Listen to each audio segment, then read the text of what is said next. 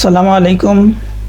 আজ আপনাদের সাথে শেয়ার করব আমি কিভাবে নিজে নিজে থাইল্যান্ডের ভিসা ফর্ম ফিল আপ করে এবং ভিসা পেয়ে ঘুরেও আসলাম।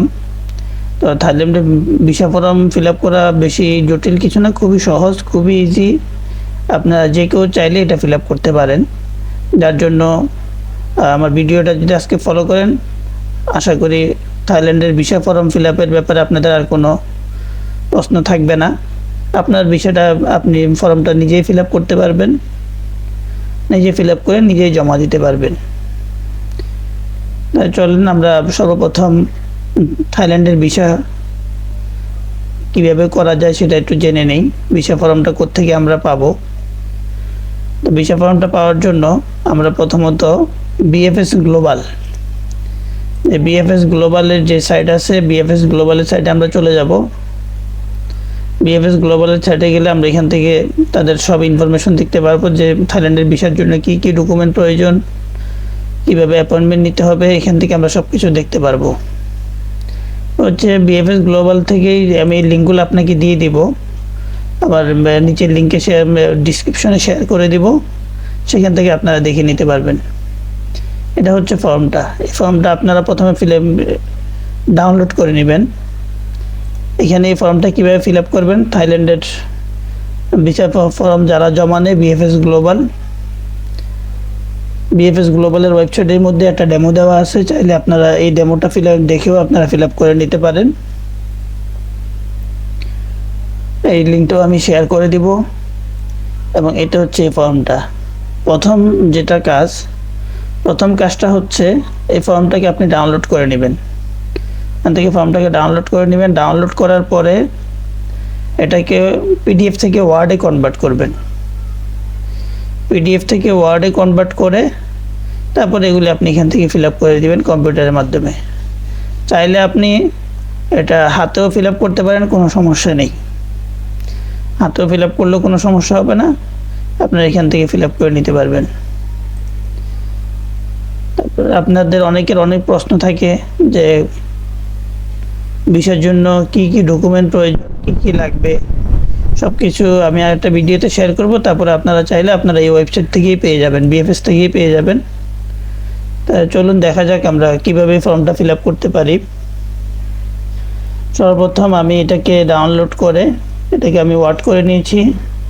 ওয়ার্ড করার পরে যেমন দেখুন, আমি এখানে এটা আগেই ফিল আপ করে রেখেছি যাতে সময় বেশি না নেয়, ভিডিও বেশি লম্বা না হয়। তার জন্য আমি এটা ফিল আপ করে রাখলাম। ডাউনলোড করার পরে এটাকে ওয়ার্ডে কনভার্ট করে ওয়ার্ডের মধ্যে গিয়ে আমি এটাকে টাইপ করে লিখছি। যখন টাইপ করবেন তখন দেখবেন যে আপনার এই যে নিচে আন্ডারলাইন যেগুলি আছে এগুলি হয়তো একটু প্রবলেম করতেও পারে। তবে আপনি যদি সামান্যতম এক্সপার্ট হন তাহলে সেগুলি আপনি পুরোপুরি ফরম্যাটটা ঠিক রেখে আপনি এটা টাইপ করতে পারবেন আশা করি। যেমন আপনি এখানে একটা দেখেন, এই যে এখানে একটা ভেঙে গেছে, এইরকমভাবে অনেক কিছু হতে পারে, মানে সামান্য একটু প্রবলেম হতে পারে। তো এটা সংশোধন বলতে আপনারা পুরোপুরি ফরম্যাটটাকে ঠিক রাখা, কোনো জটিল কিছু না, সহজে এটাকে ঠিক করতে পারবেন। ওয়ার্ডের কাজ জানলেই হবে। তাহলে আমরা এখানে প্রথমে চলে আসি। আমাদের এখানে দুইটা ফটো লাগবে এবং ফটো সাইজ দিয়ে দেওয়া হয়েছে 3.5 বাই 4.5। এবং আপনারা যদি থাইল্যান্ড ভিসার জন্য কোনো স্টুডিওতে যান, যে আমার থাইল্যান্ড ভিসার জন্য ছবি লাগবে, ওরা জানে যে এগুলো কী ধরনের সাইজ হয়। অবশ্যই আপনি কথা বলে নেবেন শুরু থেকেই, আর না হলে দেখা যাচ্ছে যে আপনি জাস্ট একটা প্রিন্ট বের করলেন, ওই প্রিন্টের মধ্যে আসি ছবিটা দিলেন, ওই ছবিটা অ্যাকসেপ্ট করবে না। তার জন্য যারা ভিসার ছবিগুলো তোলে তাদের এখান থেকে ল্যাব প্রিন্ট লাগবে। ল্যাব প্রিন্টের মধ্যে আপনার গ্লোসি আর একটা কি আছে, ফরম্যাট আছে কিছু।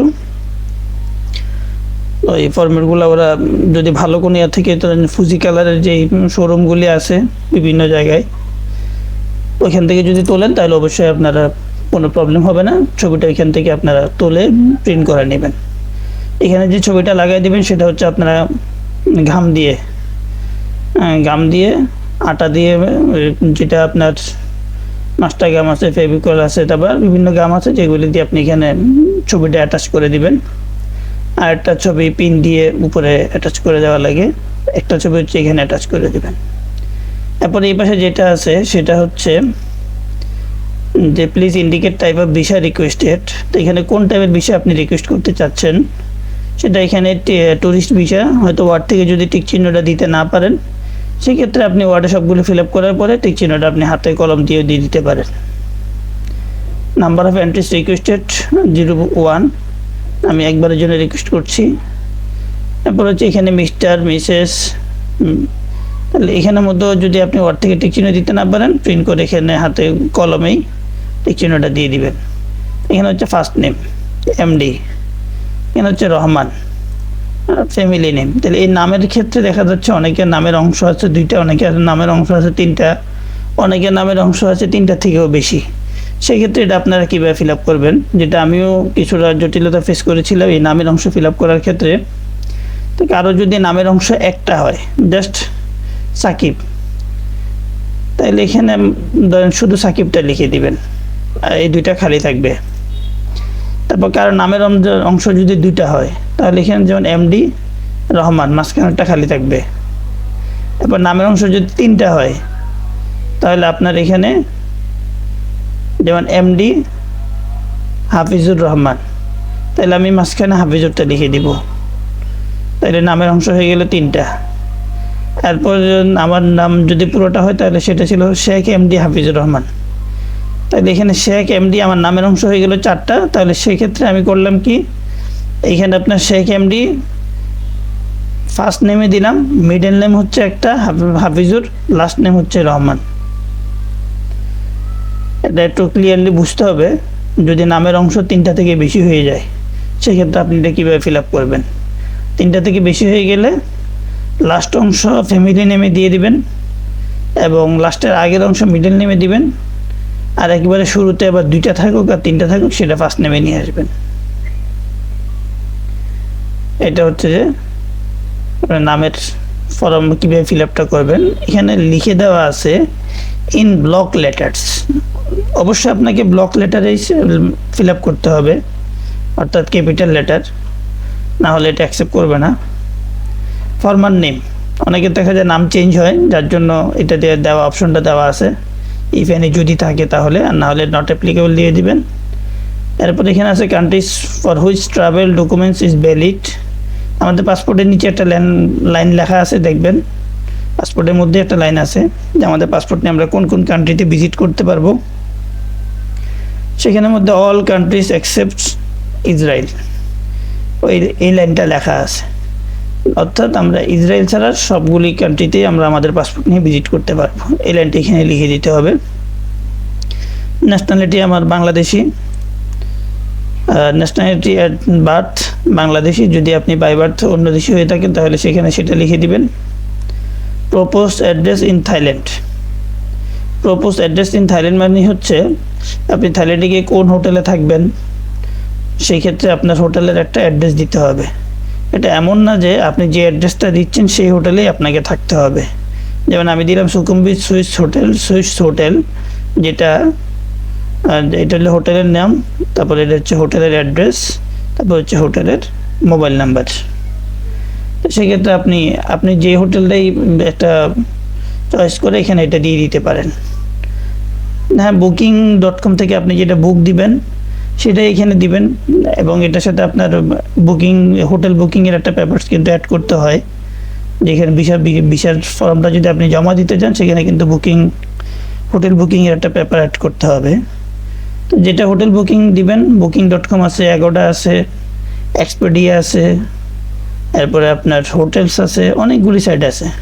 আপনি আপনার মতো করে যেটা থেকে কমফোর্ট ফিল করবেন সেটা থেকে আপনি এটা ফিল আপ করে দিয়ে দিবেন।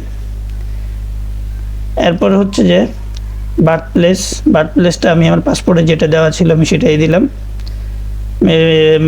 ম্যারিটাল স্ট্যাটাসে আপনি আপনারটা দিবেন। ডেট অফ বার্থ, এখানে মেরিড হলে মেরিড, আনমেরিড হলে আনমেরিড দিয়ে দিবেন। তারপর ডেট অফ বার্থ আপনার পাসপোর্টে যেটা আছে হুবহু এটা দিবেন। এগুলি আমি যে ডাটাগুলো দিয়েছি এখানে সবগুলো হচ্ছে ডেমো ডাটা, জাস্ট আপনাদেরকে বোঝানোর জন্য আমি ডাটাগুলো এখানে ফিল আপ করে দিয়েছি।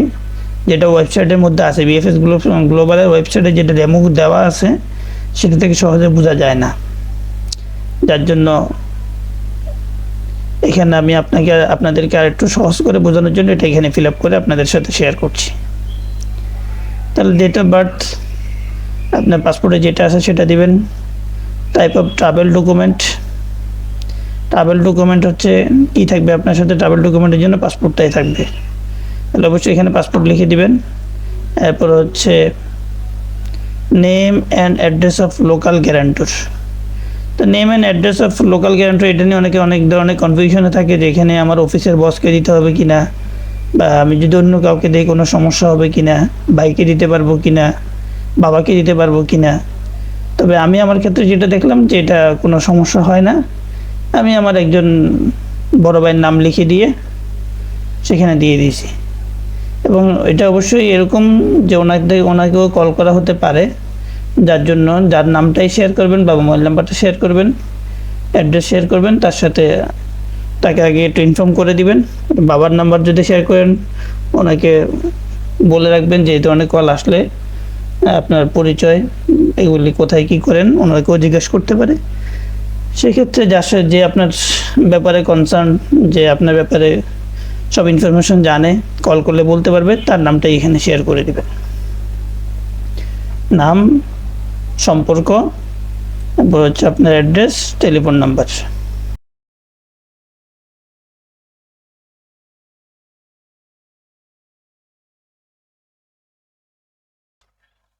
আপনি এখান থেকে ডেট অফ ইস্যু, পাসপোর্টের কোন তারিখে আপনার পাসপোর্টটা ইস্যু করা হয়েছে সেই ডেটটা দিবেন, এবং এক্সপায়ার ডেট 25 জুন 2030। এটা হচ্ছে যে আপনি আপনার এক্সপায়ার ডেট যেটা দেওয়া থাকবে পাসপোর্টের মধ্যে সেই এক্সপায়ার ডেটটা এখানে উল্লেখ করে দিবেন।